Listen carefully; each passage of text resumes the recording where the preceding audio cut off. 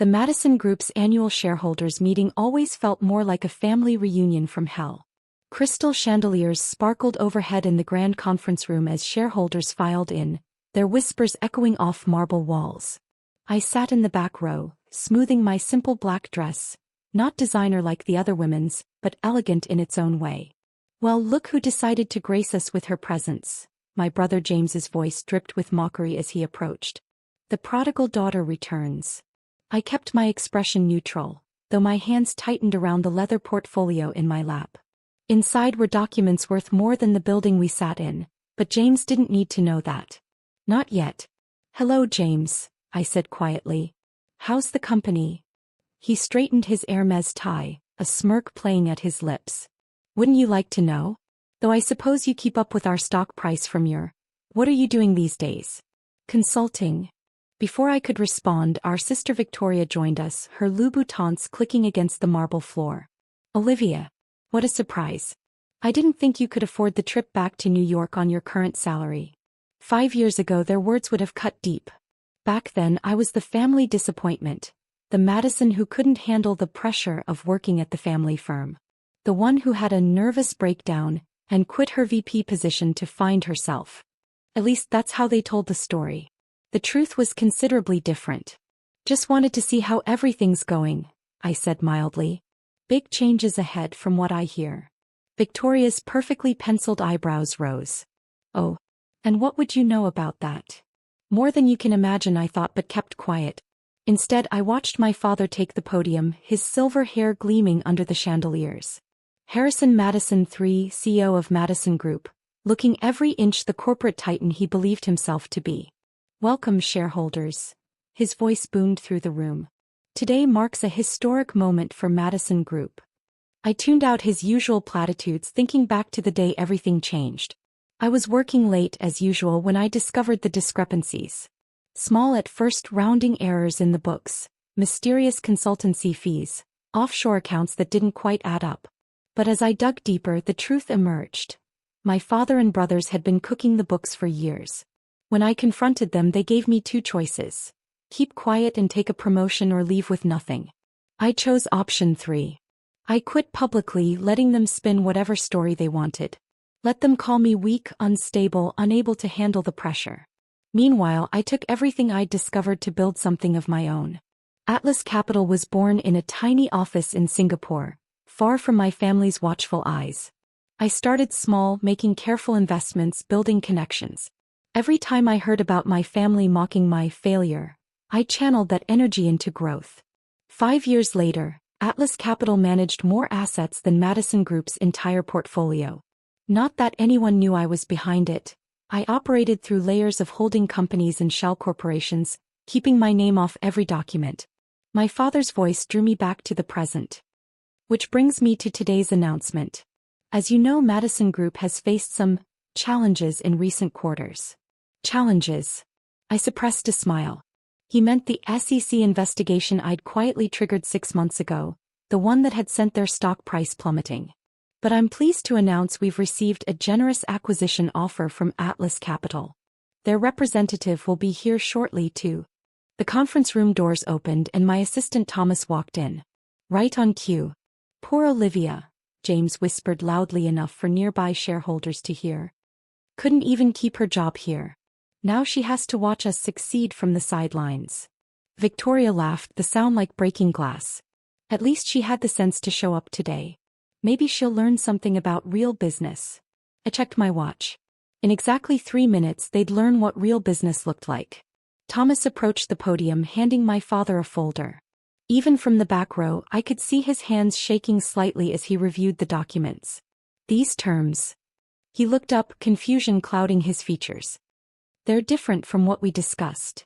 "The original terms were provisional," Thomas replied smoothly. "The final offer is non-negotiable." I watched my father's face pale as he read further. The new terms were brutal fare, but designed to strip him and my brothers of any real power in the company they thought they'd run forever. James snatched the papers from our father's hands, his arrogant smile faltering as he read. "This is ridiculous. Who do they think they are?" "Atlas Capital CEO is very particular about terms," Thomas said, his eyes meeting mine briefly. Speaking of which, that was my cue. I stood, smoothing my dress as I walked toward the podium. The click of my heels against marble seemed to echo through the suddenly silent room. "Hello, Father," I said calmly. "I believe you were about to introduce the new owner of Madison Group."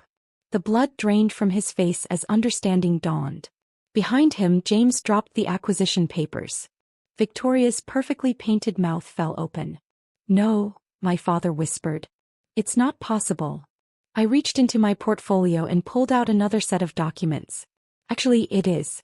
Atlas Capital is ready to proceed with the acquisition. Unless, of course, you'd prefer I share some interesting historical documents with the SEC." The room erupted in whispers. Shareholders leaned forward in their seats, sensing blood in the water. My father gripped the podium so hard his knuckles turned white. "You wouldn't dare," James hissed. "You'd destroy everything." I turned to face the shareholders, channeling every lesson about authority my father had ever taught me. "Ladies and gentlemen, allow me to properly introduce myself. I'm Olivia Madison, CEO of Atlas Capital. And I believe we have some changes to discuss." The silence that followed was deafening. In that moment, 5 years of careful planning, of working in the shadows while they mocked my failure, crystallized into perfect victory. But this wasn't just about revenge. This was about justice for every employee they'd exploited, every investor they'd deceived, every rule they'd broken believing their name put them above the law. "Now," I said, taking my father's place at the podium, "shall we begin?" The next hour passed in a blur of legal documents, shareholder questions, and the hollow sound of my family's empire crumbling. I stood at the podium, outlining Atlas Capital's plans for Madison Group's restructuring, while my father and siblings sat in stunned silence. "In summary," I concluded, "Atlas Capital will maintain the Madison Group name and core business operations, but with significant corporate governance changes. Full audits of all divisions will begin immediately." A prominent shareholder raised his hand. "And the current management team? Will be evaluated based on merit, not family connections." I met James's eyes.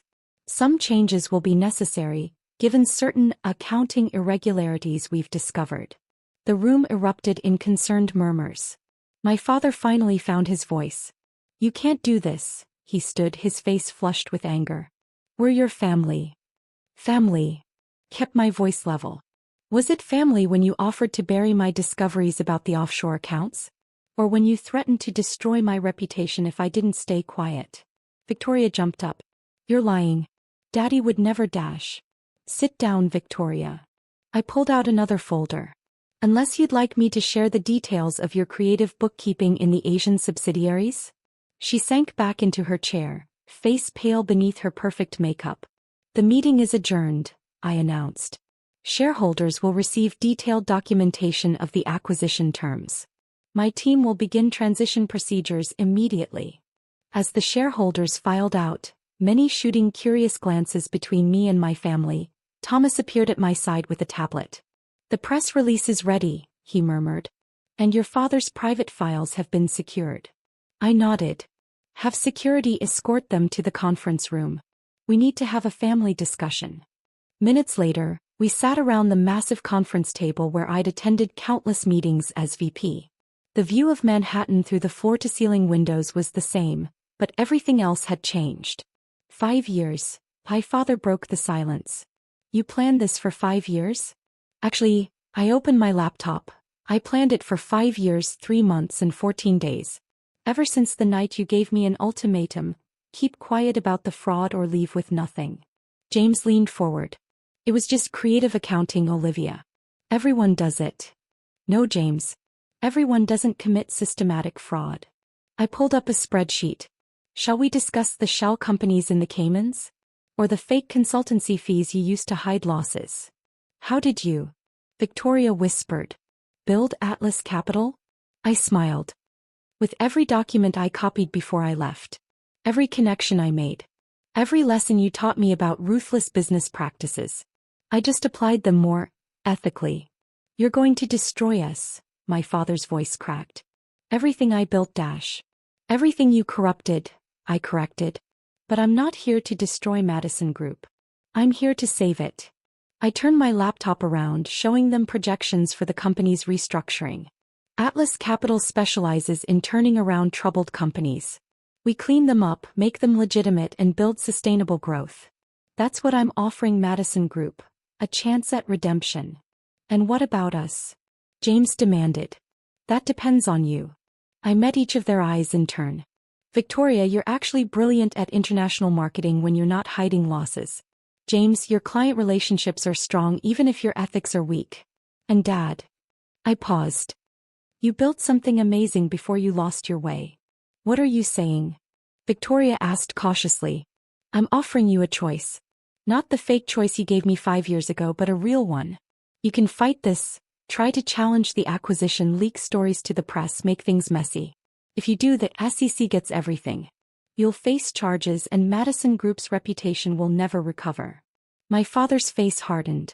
Or you can earn your positions back. Properly this time. Work under Atlas Capital's oversight. Learn to do things legally. Prove your value beyond your last name. You expect us to work for you? James scoffed. Our little sister? No, I expect you to work for Madison Group's new CEO. I slid 3 folders across the table. Sarah Chin starts next week. She's brilliant, ethical, and has no patience for entitled executives who think rules don't apply to them. You're not taking control yourself? Victoria asked, surprised. I built Atlas Capital to fix broken companies, not run them. Sarah will handle Madison Group's transformation. I'll focus on Atlas's bigger picture. I stood up. You have 24 hours to decide. Choose wisely. As I turned to leave, my father's voice stopped me. Why give us a chance at all? Why not just destroy us? I thought about all the employees who depended on Madison Group for their livelihoods. About the clients who trusted us. About the legacy my grandfather had started before my father corrupted it. Because someone once told me that true business success isn't about destroying value, it's about creating it. I met his eyes. You taught me that, Dad. Before you forgot it yourself. Later that evening, I stood in my real office, the top floor of Atlas Capital's headquarters across town. The sun was setting over Manhattan, painting the sky in shades of gold and pink. My phone buzzed with a text from Victoria. I want to meet with Sarah Chin. Properly this time. Then James, those projections you showed us. I have some ideas for legitimate growth in the European market. Finally, my father, I found Grandpa's original business plan in my desk. Would you have dinner with me? There are things I need to say. I looked at their messages, remembering the scared, angry girl who'd fled New York 5 years ago. She'd wanted revenge.